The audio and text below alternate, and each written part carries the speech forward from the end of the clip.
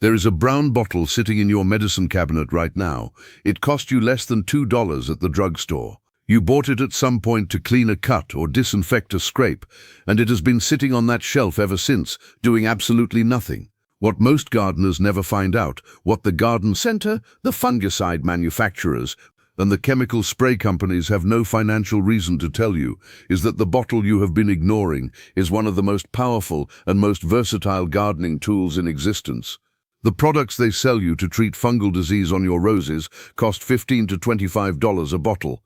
The sprays for powdery mildew on your squash, the soil drenches for root rot on your containers, the pest treatments for the insects destroying your seedlings.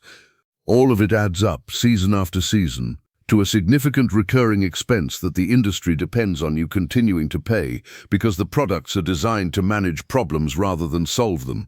You treat, the problem returns, you buy again. Hydrogen peroxide does not work that way. It costs less than $2. It breaks down into nothing but water and oxygen after it works. It leaves no residue, no chemical buildup, no toxic runoff. And it addresses with a single inexpensive product the same range of garden problems that the chemical industry charges you a different bottle for every time. I have been gardening for over 20 years. I have watched gardeners pour money into treatments that underperform while the solution sat in their medicine cabinet the whole time.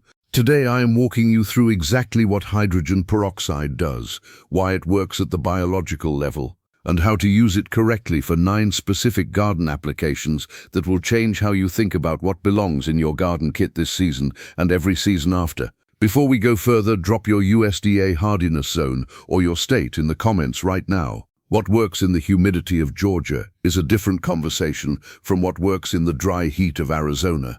And I want to give you information that means something for where you are actually growing. Stay through the middle of this video.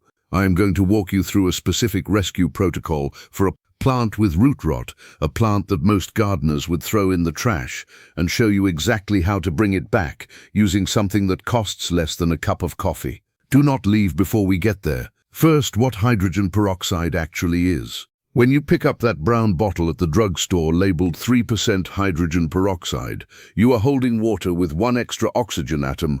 The chemical formula is H2O2, 2 hydrogen atoms, 2 oxygen atoms. Regular water is H2O.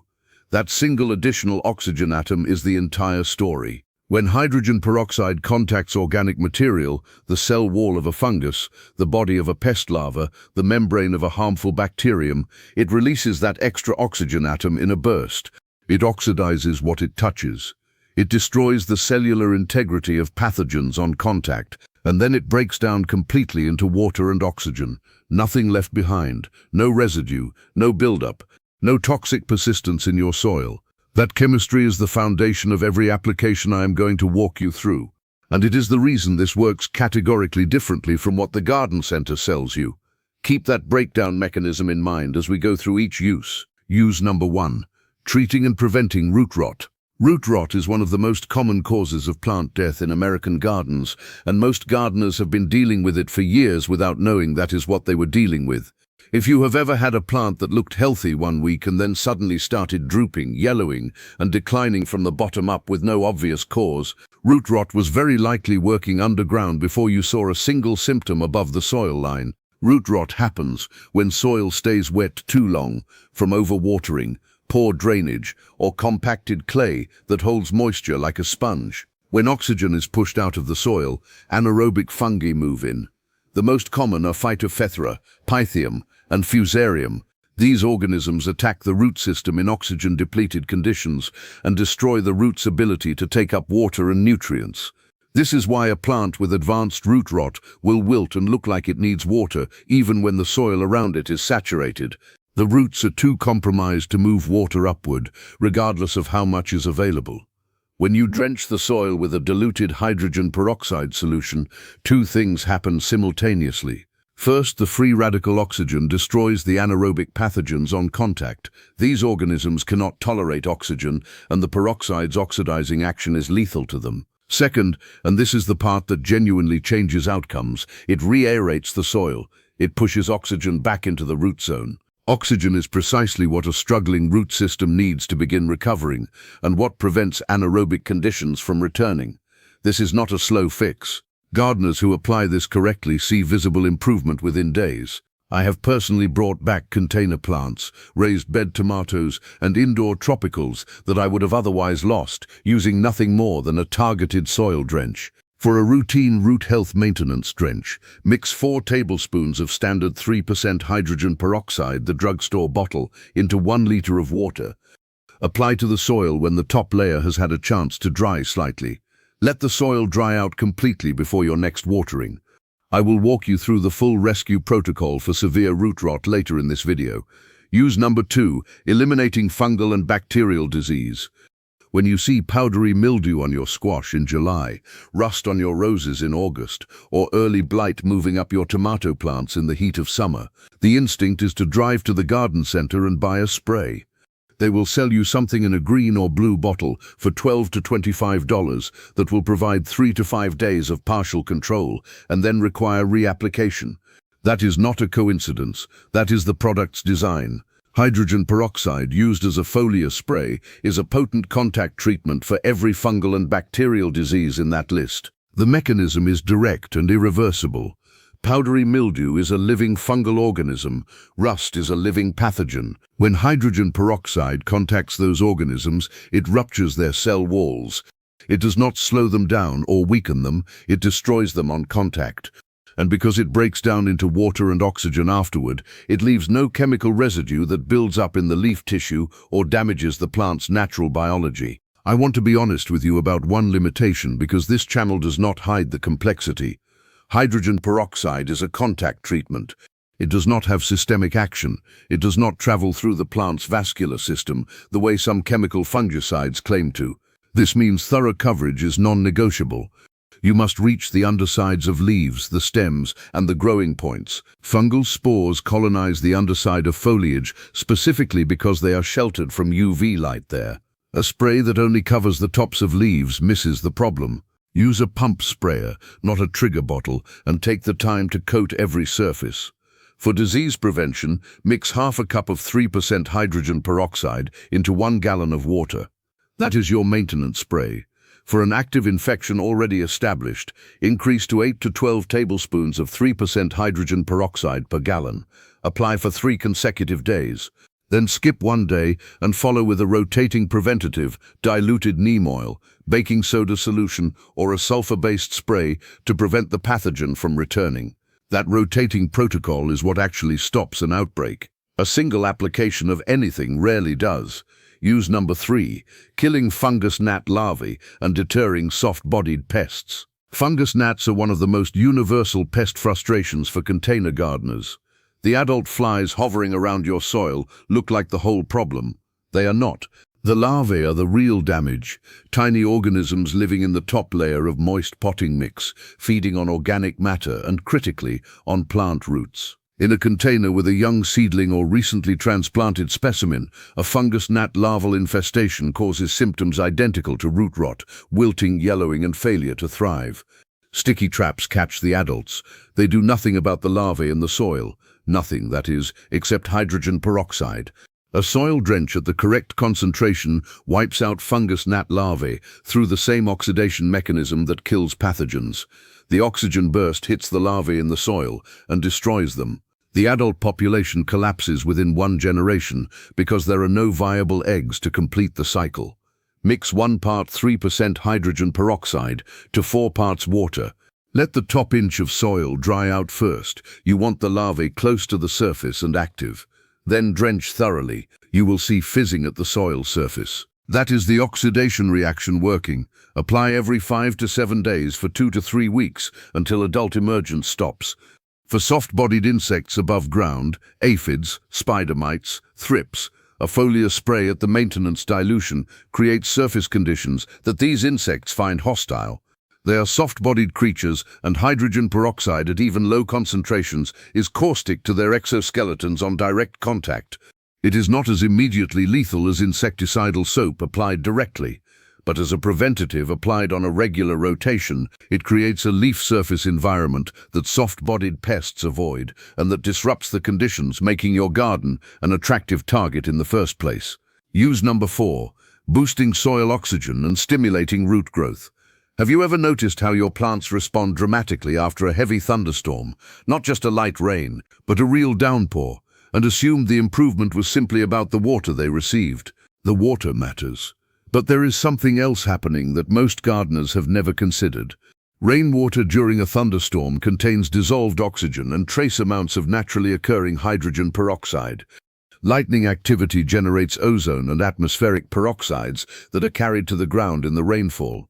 Plants evolved in an environment where periodic peroxide-enhanced rain was a natural occurrence. The biological improvement you observe after a hard summer rain is partially about water and significantly about oxygenation, the soil receiving a flush of oxygen that compacted or depleted growing medium cannot provide on its own. When you add hydrogen peroxide to your regular watering routine at low concentrations, you are replicating what a good thunderstorm delivers naturally. The oxygen released in the soil stimulates root metabolic activity. Roots in an oxygen-rich environment are more active, more efficient at nutrient uptake, and better at accessing moisture during dry periods. This is especially significant for container plants, where soil compaction over time is nearly inevitable, and for raised beds with clay-heavy amendments that seal off air pockets as they settle. If you have a plant that seems to plateau, growing adequately but not thriving, producing less than you expect, never quite reaching the vigor you saw in the first season, low soil oxygen is one of the first variables worth addressing. The maintenance drench at 4 tablespoons per liter is the starting point for this application. Apply it as a regular part of your watering routine rather than as a one-time intervention. The cumulative benefit to root architecture and nutrient uptake in a plant receiving consistent soil oxygenation across a full growing season is meaningful and observable. Use number 5, sanitizing seeds and accelerating germination. Think about every seed you have planted that sat in the soil and refused to sprout. You waited the 2 weeks on the seed packet. Nothing. You waited a 3rd week. Still nothing.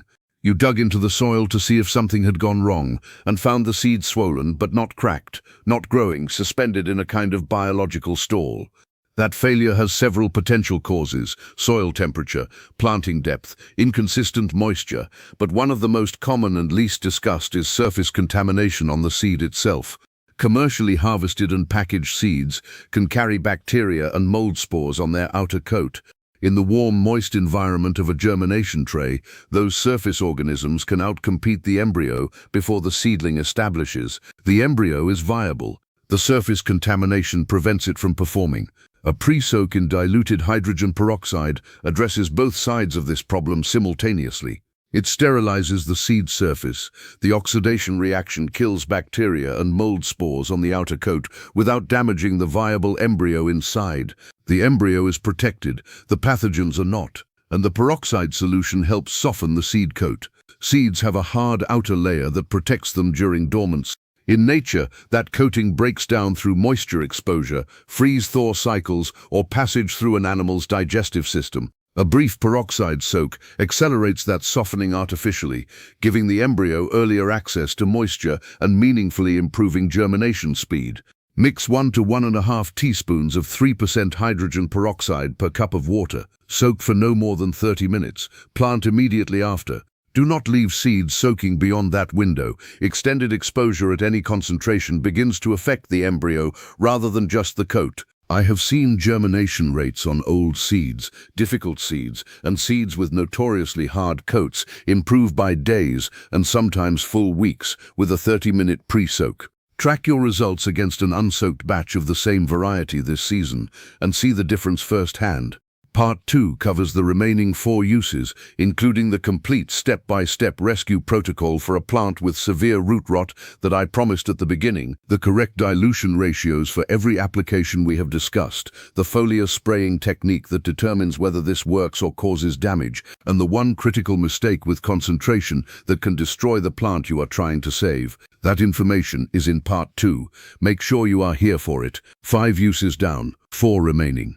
And the 4 in this half include the root rot rescue protocol I promised at the beginning, the complete step-by-step process for bringing back a plant that most gardeners would throw away, along with the dilution guide, the application technique that determines whether this works correctly or causes damage, and the one concentration mistake that destroys the plant you are trying to save. Do not skip the dilution section. It is the most important practical information in this entire video. Use number 6, disinfecting tools, pots, and growing surfaces. Your pruning shears are a disease vector. The pair you used last Tuesday on a rose showing black spot, if you did not sanitize the blade before moving to the next plant, you transferred the pathogen. The container that held a plant with root rot last season, if you rinsed it with water and refilled it with fresh soil, the pathogen was still on the interior walls, waiting for the right conditions to attack whatever came next. Hydrogen peroxide is one of the most effective and least toxic sanitizers available for garden equipment. It kills bacteria, viruses, mold spores, and fungal pathogens on contact and leaves nothing behind when it breaks down. Wipe pruning blades with undiluted 3% peroxide between cuts when working with diseased plants. For pots and containers, spray or fill with a 1-to-1 solution of 3% peroxide and water. Let it sit for 10 minutes, then rinse. For greenhouse benches, trays, and surfaces, apply with a pump sprayer before the growing season begins. Compare this to bleach, the other commonly recommended disinfectant. Bleach works but leaves chlorine residue harmful to plant roots, corrodes metal tools over time, and cannot be used near plants without risk of significant damage. Hydrogen peroxide leaves nothing. It breaks down and disappears. Use number 7, sterilizing reused growing medium. Stop discarding perfectly reusable potting soil out of fear of what it might contain. Old potting mix from containers where plants struggled or died can carry dormant fungal spores, insect eggs, and bacterial colonies that will attack whatever you plant into it next. A single hydrogen peroxide drench before replanting destroys those pathogens completely. Mix 1 cup of 3% hydrogen peroxide per gallon of water and drench the growing medium thoroughly, making sure the solution reaches through the entire volume. Let it sit for 24 to 48 hours before planting. The peroxide will have broken down completely in that window, leaving behind nothing but water and extra oxygen, which, as we covered in part 1, is actively beneficial to root development rather than a neutral residual. Use number 8, treating wounds on trees and woody plants. Damaged trees hit by storm, struck by a mower blade, or stressed by drought are vulnerable to bacterial and fungal infection at exactly the point of injury. The exposed tissue around a fresh wound can be invaded by opportunistic pathogens. Fire blight, canker disease, crown gall, these infections frequently begin at wound sites where the tree's protective outer bark has been breached. Hydrogen peroxide, applied carefully to a fresh tree wound, reduces the pathogen load at that site while the tree begins its natural wound-sealing process. Spray or wipe the wound with 3% peroxide, allow it to dry, and monitor the site over following weeks. This is not a cure for systemic tree disease. It is a first response measure that buys the tree time. For wounds showing signs of fungal colonization, powdery growth, spreading discoloration, tissue decay, follow up with a second application and consider professional arborist consultation if progression continues. Use number 9, the root rot rescue protocol. Take the plant out of its container. Gently shake or rinse the excess soil from the root ball and examine the roots directly. Healthy roots are white or cream-colored and firm. Diseased roots are dark brown, black or gray and feel mushy. A sour, swampy odor confirms severe anaerobic activity. Using pruning shears cleaned with undiluted peroxide, cut away every dark and mushy root completely. Do not leave partial sections attached. An infected root left in place continues spreading the pathogen to remaining healthy tissue. Cut clean and cut thoroughly. Prepare a bath of 1 part 3% hydrogen peroxide to 2 to 3 parts water in a clean container. Submerge the remaining healthy root system for 5 to 10 minutes. You will see fizzing, that is the oxidation reaction destroying surface pathogens and oxygenating the root tissue. After the soak, gently pat the roots dry and repot into fresh, well-draining growing medium, not the same soil. Fresh soil. You just clean the roots. Returning them to infected medium wastes everything you did. Water for the first time with a mild maintenance drench, 4 tablespoons of 3% peroxide per liter, to disinfect the new soil and give the recovering roots an oxygen boost. Then exercise restraint. The cause of root rot was overwatering. Let the soil dry meaningfully between waterings going forward. Do not push fertilizer at a plant in recovery. It needs functional roots before it needs nutrients. The dilution guide you need before you start. Maintenance foliar spray, half a cup of 3% peroxide per gallon of water. Active disease treatment, 8 to 12 tablespoons per gallon, 3 consecutive days. Fungus gnat soil drench, 1 part peroxide to 4 parts water. Routine root oxygenation, 4 tablespoons per liter. Root rot rescue, 1 part peroxide to 2 to 3 parts water. Seed pre-soak, 1 to 1.5 teaspoons per cup, 30 minutes maximum. Never use anything other than standard 3% drugstore hydrogen peroxide as your baseline without recalculating every ratio. If you are working with 35% food-grade peroxide, dilute 1 part into 11 parts distilled water before applying any of these ratios. At 35% concentration, hydrogen peroxide is corrosive to skin, roots and leaf tissue on contact. That dilution step is not optional. Always patch test a foliar spray on 2 or 3 leaves and wait 48 hours before treating the whole plant. Always apply in early morning or late afternoon, never in full midday sun. UV light degrades peroxide before it can work, and direct sun on treated leaves causes thermal burn. $2, 9 uses. A growing season with fewer disease outbreaks, healthier root systems, faster germination, cleaner tools and reusable soil. The Garden Center charges you $15 to $25 a bottle for products that address one problem and leave chemical residue behind when they do it. The brown bottle in your medicine cabinet addresses 9 and breaks down into water and air. Drop your state or growing zone in the comments right now and tell me which of these 9 uses you are trying first. I read every comment.